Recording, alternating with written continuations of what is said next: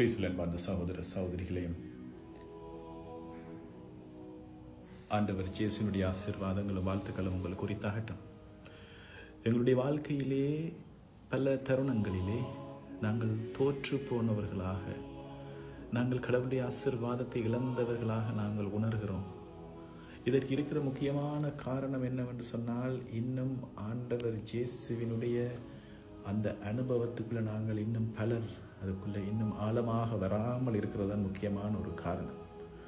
இரண்டாவது சகோதர சகோதரிகளே, இயேசு ஆண்டவரை நாங்கள் பெற்றுக்கொண்டோம் என்று சொன்னார், இயேசு ஆண்டவர் எங்களுடைய வாழ்க்கைக்குள்ளே வந்தார் என்று சொன்னார், அவருடைய தூய ஆவியை நாங்கள் நிறைவாக பெற்றுக்கொண்டோம் என்று சொன்னால் எங்களுடைய வாழ்க்கையில பெரிய மாற்றம் ஒன்று கிடைக்கும்.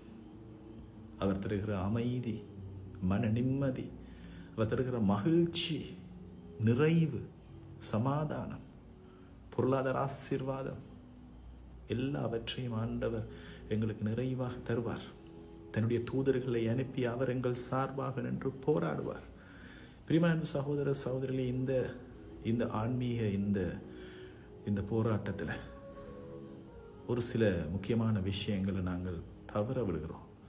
இந்த வேளையில் நிற்கிறவனை ஆண்டவருக்கு முன்னாடி இருந்து இதை நான் பதிவு செய்கிற இந்த வேளையில் ஆண்டவர் வெளிப்படுத்திய ஒரு சில விஷயங்கள் உங்களோடு பகிர்ந்து கொள்ள விரும்புகிறேன்.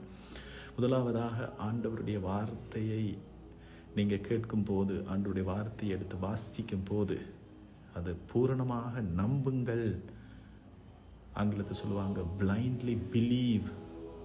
இந்த வார்த்தை சரியா பிள்ளையா, நடக்குமா நடக்காதா என்று சொல்லி எங்களுடைய கிரிட்டிக்கல் மைண்டை, பிரெயினை கொண்டு ஆராய்ச்சி செய்து நாங்கள் களைத்து போயிருக்கிறோம்.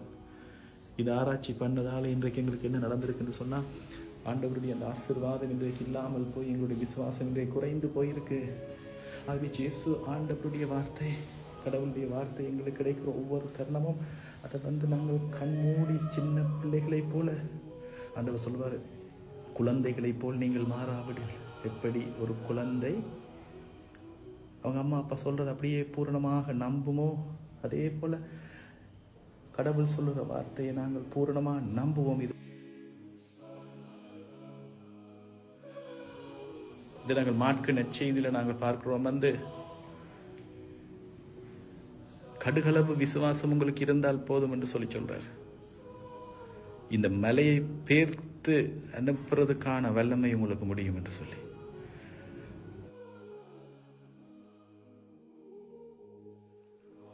மாற்கு நற்செய்தி 11ஆம் அதிகாரம் 25 நாங்கள் பார்க்கிற இந்த வார்த்தை மிக முக்கியமானது. ஆண்டவர் மீது நீங்கள் வைக்கிற அந்த நம்பிக்கை மிக மிக முக்கியமானது. அவருடைய வார்த்தையின் மீது நீங்கள் வைக்கிற நம்பிக்கை மிக முக்கியமானது. ஆண்டவர் அந்த விசுவாசம் என்கிற அந்த விடயம் குழந்தைகளைப் போல் எங்களுக்கு அந்த விசுவாசம் இருக்குன்னு சொன்னால், நாங்கள் செய்ய வேண்டியது கண்மூடி குழந்தைகளைப் போல ஒரு வார்த்தையை நம்பணும். அதை ஆராய்ச்சி பண்ணி இது நடக்குமா நடக்காதா என்று சொல்லி ஆராய்ச்சி பண்ணி நாங்கள் கடைசியில் இன்றைக்கு தோற்று போனவர்களாக பலர் இருக்கிறோம். எங்களோட மூளை ஆராய்ச்சி பண்ணி எங்களை கொண்டு எங்கே விட்டுருக்குன்னு பாருங்க.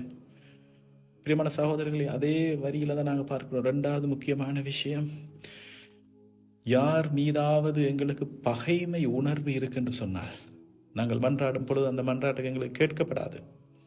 உங்களுடைய வாழ்க்கையில நீங்கள் பல விடயத்துக்காக மன்றாடுறீங்க, ஆனால் அந்த விண்ணப்பங்கள் மன்றாட்டுக்கள் இன்னும் கேட்கப்படாமல் இருக்கு அப்படின்னு சொன்னா, நீங்க ஆண்டவருக்கு முன்னாடி இருந்து யாராவது உங்களுக்கு விரோதமாக இருக்கலாம், அல்லது யார் மீதாவது உங்களுக்கு பகைமை உணர்வு இருக்கலாம், மனத்தாங்கள் இருக்கலாம். இதான் மிக மிக கஷ்டமான விஷயம் என்று சொன்னா, அந்த மாதிரியான விஷயங்கள் உங்களோட வாழ்க்கையில் நடந்திருக்கு, அப்படியான காரியங்களை அவங்க செய்திருக்கிறாங்க. அப்ப எப்படி அவங்கள மன்னிப்பது? ஆனால் ஆண்டவர் சொல்றார், பாருங்க, ஏற்கனவே அவர்கள் எங்களை தீமை செய்துட்டாங்க. இப்ப நாங்க இன்னும் அந்த பகைமை உணர்வை தொடர்ந்து வைத்து கொண்டிருந்தோம் என்று சொன்னா, நாங்க இன்னும் பாதிக்கப்பட்டு இழக்கிறது நாங்க தான். அது விதத்தே இல்லை. ஆகவே அவர்களை மன்னியுங்கள். நல்ல ஒரு பாவ அறிக்கைக்கு போங்க. பாவ அறிக்கைக்கு போய் ஆண்டவருடைய பீடத்தின் மீது இந்த நபர்களை ஒவ்வொருவராக வைத்து, திருப்பலியில அடிக்கடி அந்த பீடத்தில் இந்த நபர்களை வைத்து இவர்களை நான் மன்னிக்கிறதுக்கான அந்த வெள்ளமே தாங்க என்று சொல்லி இவர்களை ஆண்டவரிடம் நீங்க விட்டு விடுங்கள். பகைமை உணர்வை விட்டுட்டு மன்றாடுங்கள். உங்களோட வாழ்க்கையில் ஆசீர்வாதங்கள் நடக்கணும் என்று சொன்னால் இந்த பகைமை உணர்வு இருக்கு மட்டும் ஆசீர்வாதங்கள் பலருக்கு எங்களுக்கு நடக்காத அற்புதங்கள் நடக்காமல் நாங்கள் வாழ்ந்து கொண்டிருப்போம். இது ஆண்டவரே சொல்லி இருக்கிற வார்த்தை. இது மனத்தாங்கள் பகைமை உணர்வு இருக்கும் என்று சொன்னால் அவர்களை மன்னியுங்கள் என்று சொல்லி. பிரியமான அன்பு சகோதர சகோதரிகளே, மூன்றாவது முக்கியமான விஷயம் தாய் மரியாளை இறுக்கமாக பிடித்துக் கொள்ளுங்கள். அந்த அம்மாவை இறுக்கமாக பிடித்துக் கொள்ளுங்கள். தாய் மரியாதை இறுக்கமாக பிடித்துக் கொள்றது திருச்செவமாலை எடுத்து சொல்ல தொடங்குங்க. திருச்செவமாலையை நாங்கள் சொல்ல சொல்ல அது தூய ஆவியானவரை எங்களுக்கு பெறுறதுக்கான ஒரு வழி. எங்களுக்கு தெரியும், அந்த தாய் மரியாள் தூய ஆவியினால் நிறைந்து ஆண்டவர் இயேசுவை அவள் பெற்றெடுத்தாள். ஆண்டவர் இயேசு சிலுவையில் தொங்கிய அந்த வேளையில் அவருடைய அந்த இறுதியான அந்த வார்த்தை, எல்லாம் நிறைந்து முடிவுற்றது என்று சொல்லி சொன்ன அந்த வார்த்தை, டெட்டலஸ்டாய் என்ற அந்த வார்த்தை அது சொல்லும்போது தாய் மரியாளுக்கு அது கேட்டது. எல்லாம் நிறைவுற்றது என்ற ஆண்டவர் இயேசுவின் இந்த கடைசி வார்த்தை.